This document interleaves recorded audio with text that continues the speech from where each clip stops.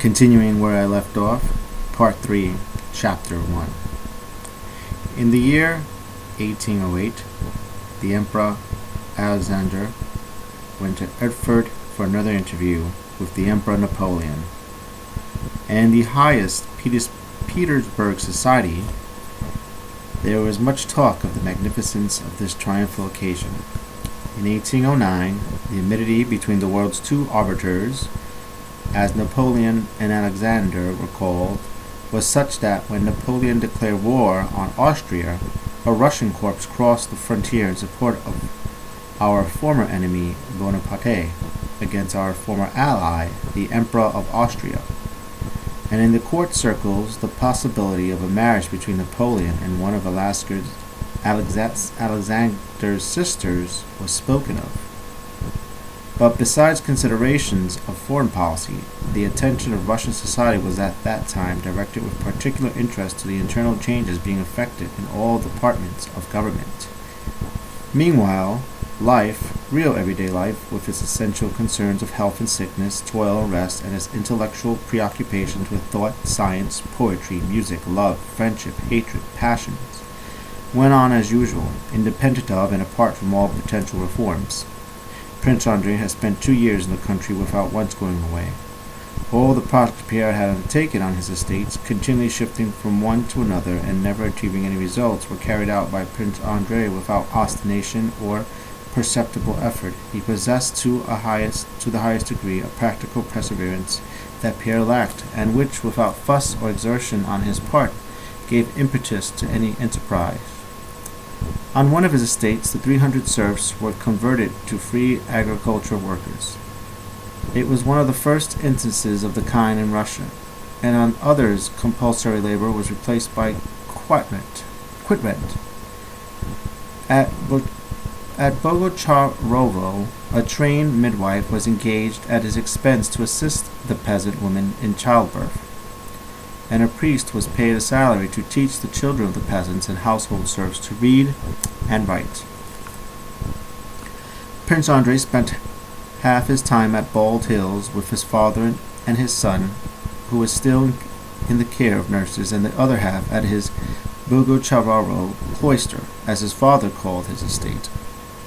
Despite the indifference to the affairs of the world he had displayed to Pierre, he assiduously followed all that went on, read many new books, and was surprised to find that when he or his father received visitors from Petersburg, the very vortex of life, they lagged far behind himself, who never left the country, in knowledge of what was happening in domestic and foreign affairs.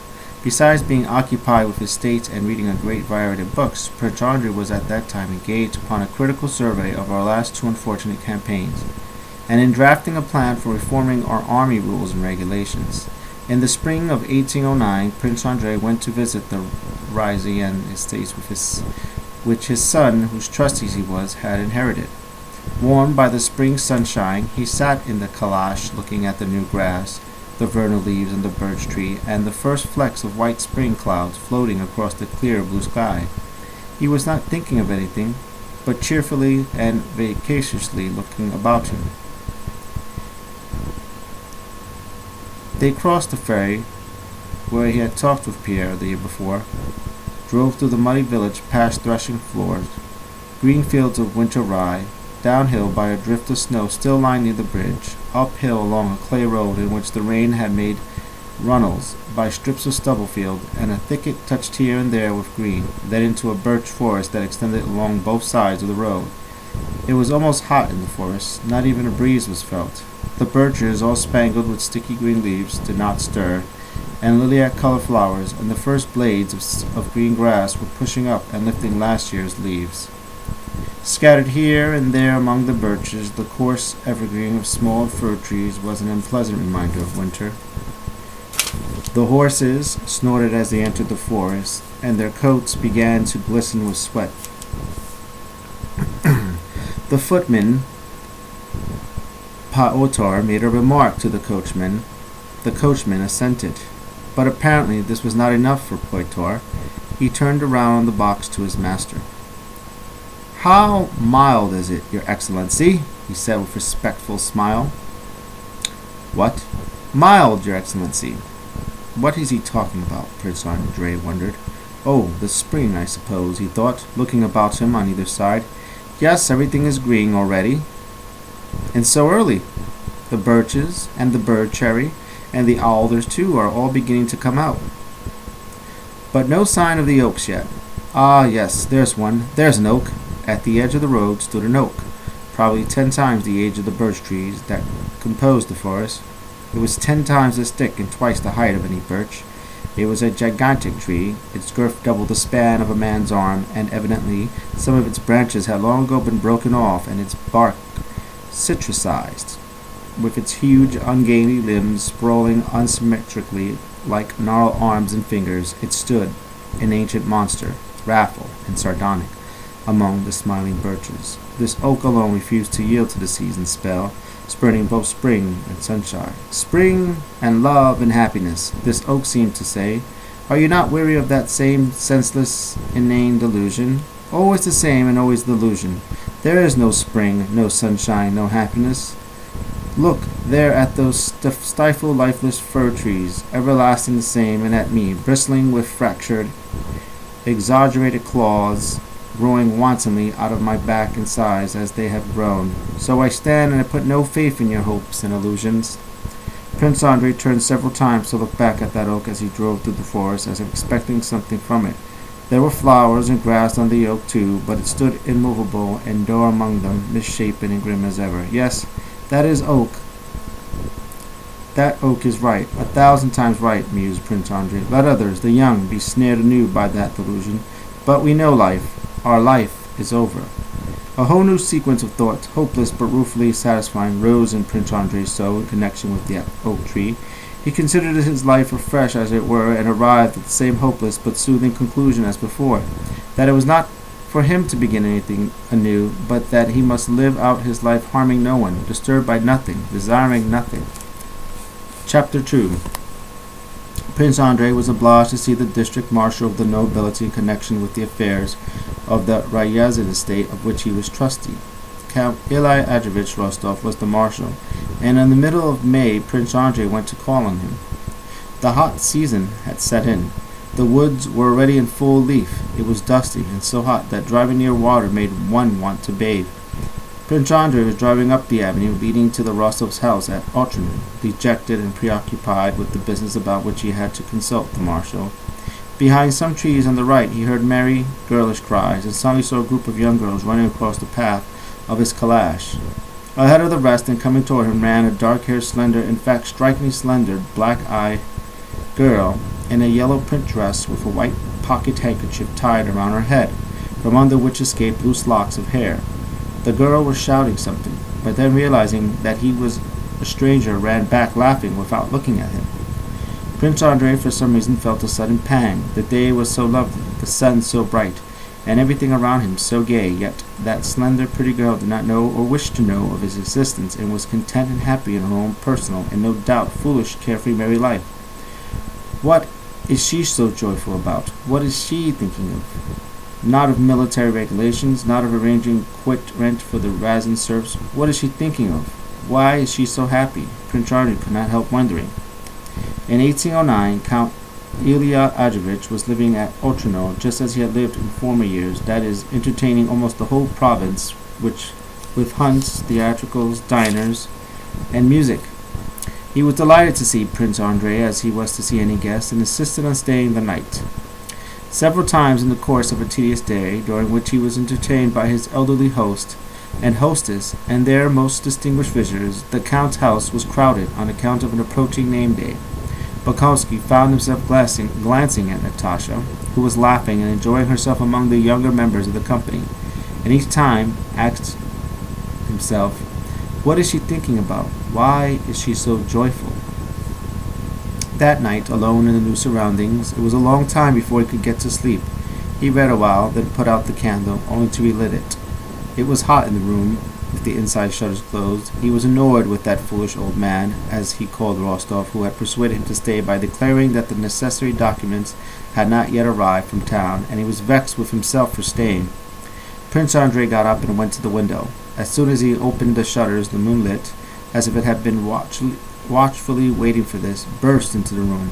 He threw open the casement. That night was cool, bright, and still. Just outside the window was a row of pollard trees, black on one side and silvery bright on the other. Under the trees grew some sort of lush, moist, bushy vegetation. The leaves and stem touched here and there with silver. Farther away, beyond the dark trees, a roof glistened with dew. To the right stood a green leafy tree, its trunk and branches gleaming white, and above it shone the moon, and was full in a pale, almost startless spring sky. Prince Andrej leaned his elbows on the window-sill, and his eyes rested on that sky. His room was on the second story. In the rooms above there were others who could not sleep. He heard the sound of the women's voices overheard. "Just once more," said a girlish voice above him, which Prince Andrej recognized at once. "But when will you go to sleep?" replied the other voice. "I'm not going to sleep. I can't." "So what shall I do? Come, this will be the last time." Two girlish voices sang a phrase, the end of some song. "Oh, how lovely. Now let's say good night and go to sleep." "You go to sleep. I can't," said the first voice, coming nearer to the window. She was evidently leaning out the window, for he could hear the rustle of her dress and even her breathing. All was hushed and stone still, like the moon and its light and the shadows. Prince Andrej too dared not to move for fear of betraying his unintentional presence. "Sonia, Sonia," the first voice was heard again. "How can you sleep? Just see how lovely it is. Oh, so lovely." "Do wake up, Sonia," she said almost tearfully. "There never was such an exquisite night before." Sonia made some reluctant reply.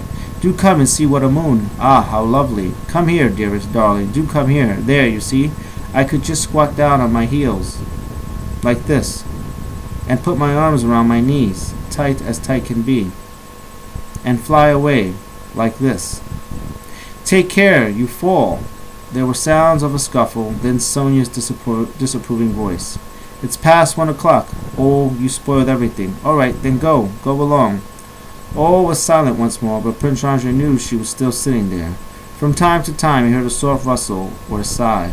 Oh Lord, what does it all mean?" she suddenly exclaimed. "To bed, then, if I must." And then she slammed the window shut. For her, I might as well not exist, Prince Andrej was thinking while he listened to her voice. For some reason, he had been hoping yet fearing that she might say something about him.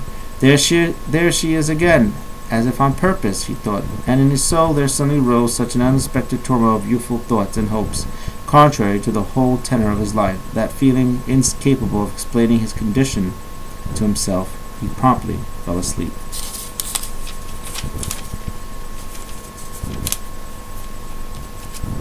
Chapter 3. Next day, having taken leave of no one but the Count, and not waiting for the ladies to appear, Prince Andrej set off for home. It was already the beginning of June, when on his return journey he drove into the birch forest where the gnarled old oak had made so strange and memorable an impression on him. In the forest, the harness bells sounded still more muffled than they had done the month before, for now all was in full leaf, dense and shady, and the young firs that studded the woodland no longer marred the general beauty, but, stimulating the prevailing mood, put forth feathery young shoots that made them delicately green. The whole day had been hot. Somewhere a storm was gathered, but only a small rain could have sprinkled the dust of the road and the sapful leaves. The left side of the forest was dark, lying in the shade. The right, lustrous and wet, shimmered in the sunshine as the wind gently ripped the trees. Everything was in bloom. The nightingales trilled and caroled, now near, now far away. Yes, it was here in this forest that I saw that old oak with which I was in accord, thought Prince Andrej. But where is it? He wondered, looking at the left side of the road, and without recognizing, admiring the very oak he sought. The old oak, completely transformed by a mantle of dark green, sappy foliage, stood rapt and slightly swaying in the rays of the evening sun. The gnarled fingers, the scars, the old anguish, the mistrust were no more to be seen. Through the rough century-old bark, even where there were no twigs, young leaves had burgeoned, just such as one could hardly believe this aged creature could put forth. Yes, it is the same oak, thought Prince Andrej, and all at once a feeling of groundless joy and renewal came over him. All the finest moments of his life suddenly rose to his mind. Austerlitz with its lofty heavens, the reproachful look on his wife's face in death, Pierre at the ferry, that young girl thrilled by the beauty of the night itself and the moon. All this suddenly came to his mind. No, life is not over at 31, Prince Andrei decided impulsively, finally and irrevocably. It is not enough for me to know all that I have in me. Everyone must know. Pierre and that young girl who wanted to fly away into the sky. Everyone must know me so that my life may not be lived for myself alone, while others, like that girl, live so apart from it. It must be lived so that it may be reflected in all of them, so that they may share my life with me. On reaching home, Prince Andrei made up his mind to go to Petersburg in the autumn and found all sorts of reasons for this decision. A whole series of sensible, logical arguments showing it to be essential for him to go to Petersburg and even to enter the service kept occurring to him. He was unable to understand how he could ever have doubted the necessity of taking an active part in life, just as month before he could not have understood how the idea of leaving the country could ever enter his head. It now seemed clear that all he had experienced would be lost and to no purpose unless he applied it to work of some kind and again played an active part in life. He did not even recall how formerly, on the strength of such wretched reasoning, he could have been persuaded that he would be debasing himself if, after the lessons he had learned from life, he were to believe in the possibility of being useful or the possibility of happiness and love. Now reason suggested quite the opposite. After this journey, Prince Andrei began to tire of the country. His former pursuits no longer interested him, and often when sitting alone in his study, he got up, went to the mirror, and gazed a long time at his own face. Then he would turn away to the portrait of his dead Lisa, who, with her curls pinned à la Grotte, looked tenderly and gaily at him out of the gold frame. She was not saying those terrible words to him now, but regarded him with her natural, merry, quizzical look. And Prince Andrei, clasping his hands behind his back, would spend some time walking up and down the room, now frowning, now smiling, as he reflected on those irrational, inexpressible thoughts, secret as a crime, that were connected with Pierre, with fame, with the girl at the window, the oak, with woman's beauty and love, which had altered his whole life. And if anyone came into the room at such moments, he was particularly curt, stern, and above all, disagreeably logical. Mon cher, Princess Maya might say, entering at such a moment, little Nikolai cannot go out today. It is very cold. If it were not, Prince Andrei at such moments would dryly retort, he could go out in his smock, but as it is cold, you have only to dress him in the warm clothes that have been designed for the purpose. That is what follows from the fact that it is cold. Not that a child who needs fresh air should be kept indoors, he said with a financial logic, as if to punish someone for all the secret illogical forces at work with him. Chapter 4. Prince Andrei arrived in Petersburg in August 1809. It was a time when the youthful Speransky was at the height of his fame, and his reforms were being forwarded with the utmost vigor. That same August, the Tsar was thrown from his carriage, injured his leg, and remained at Peterhof for 3 weeks seeking Speransky every day and no one else. At that time, there were in preparation not only the two notorious decrees that so alarmed society, the abolition of court ranks and the introduction of examinations for aspirants to the ranks of collegiate assessor and state consular, but a complete state constitution was under discussion, which was to change the existing legal, administrative, and financial systems of the Russian government from the council of state down to the district tribunals. Now those vague liberal dreams with which Alexander had descended the throne, and which he had tried to put into effect with the help of his aides Sertotsky, Novosibirsk, and Kobucha, and Stroganov, a group of men whom he himself in jest had called the Comité de la Salut Publique, were taking the shape and being realized. These men were now replaced by Speransky in the civil department and Aracheves in the military. Soon after his arrival, Prince Andrei, as a gentleman-in-waiting, presented himself at a levee. The Emperor, though he had met him twice, did not favor him with a single word. It had always seemed to Prince Andrei, even before this, that he was antipathetic to the Tsar, that his face and whole personality were displeasing to him. In the cold, elusive glance the Emperor gave him, he found further confirmation of this suspicion. Courtiers explained to Prince Andrei that the Tsar's disregard of him was due to his Majesty's displeasure at Moscowski not having served since 1805. I know myself that one cannot help one's likes and dislikes, thought Prince Andrej, so it would be of no use for me personally to be presented my memorandum of an army regulations to the Tsar, but the project will speak for itself. He sent word about his memorandum to an old field marshal, a friend of his father's. The field marshal made an appointment to see him, received him graciously, and promised to lay the matter before the emperor. A few days later, Prince Andrej was notified that he was to present himself to the Minister of War, Count Arajevska. On the appointed day, Prince Andrej appeared in Court Arajevska's reception room at 9 o'clock in the morning. He was not personally acquainted with Arajevska and had never seen him, but all he knew of the man inspired him with little respect. He is Minister of War, a man trusted by the Tsar. His personal qualities should be no one's concern. He has been commissioned to examine the draft of my plan. Consequently, only he can further it, thought Prince Andrej as he waited among the number of people, both important and unimportant, in Count Arajevska's reception room. During the years of his service, for the most part as an adjutant, Prince Andrej had seen the anterooms of many important personages, and the various types of such rooms were readily recognized by him. Count Arajevska's reception room had quite special character. The faces of the unimportant people waiting their turn for an audience betrayed embarrassment and humility. Those of a higher rank gave a general impression of awkwardness concealed in the mass of unconcern and mockery of themselves, their position, and the person they were waiting to see.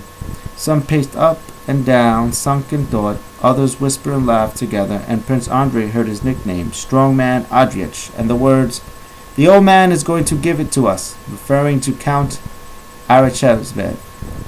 One general, a person of consequence, unmistakably chagrined at being kept waiting, sat crossing and uncrossing his legs and smiling derisoriously to himself. But the moment the door opened, the same expression instantaneously came over every face, fear. Prince Andrej for the second time asked the adjutant to take in his name, but received an ironical look and was told that his turn would come in due course.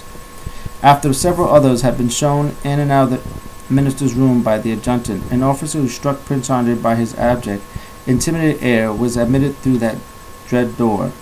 The officer's audience lasted a long time. Suddenly, from the other side of the door, a harsh, fulminating voice was heard, and the officer with pale face and trembling lips came out, and clutching his head, crossed the anteroom. Immediately after, Prince Andrej was conducted to the door, and the adjutant said to him in a whisper, "To the right, by the window." Prince Andrej entered a plain, neat study, and saw at the table a man of 40 with a long waist, a long, closely cropped head, a face that was deeply lined, with lowering brows over dull hazel eyes, and a red, drooping nose. Arajevska turned his head toward him without looking at him. "What are you petitioning for?" he asked. "I am not petitioning for anything, Your Excellency," replied Prince Andrej quietly. Arajevska's eyes rested on him. "Sit down, Prince Bolkowski," said Arajevska. "I have no petition to make. His Majesty the Emperor has designed to put into Your Excellency's hands the draft of a project submitted by me." "Allow me to inform you, my dear sir, that I have read your memorandum," interrupted Arajevska, uttering only the first words with a certain civility, and then looking away and falling more and more into a tone of querulous contempt. "You're proposing new military regulations. We have plenty of regulations. Nobody carries out the old ones. Nowadays, everyone's drafting new laws. Writing is easy. Action is difficult. I came at His Majesty the Emperor's wish to learn from Your Excellency how you propose to deal with the memorandum I have submitted," said Prince Andrej politely. "I have endorsed a resolution on your memorandum and sent it to the committee." "I do not approve of it," said Arajevska, rising and taking paper from his writing table. "Here!" and he handed it to Prince Andrej. Across the paper was scrawled in pencil, misspelled, without capitals or punctuation, unsound and as much as imitation copy from French military code, and needlessly departs from the Articles of War. "To what committee has the memorandum been referred?" inquired Prince Andrej. "To the Committee on Army Regulations, and I have recommended that Your Honor be appointed a member, but without salary." "I am not seeking a salary." "Member without salary," repeated Arachev. I wish you good day. Hey, call the next one. Who else is there?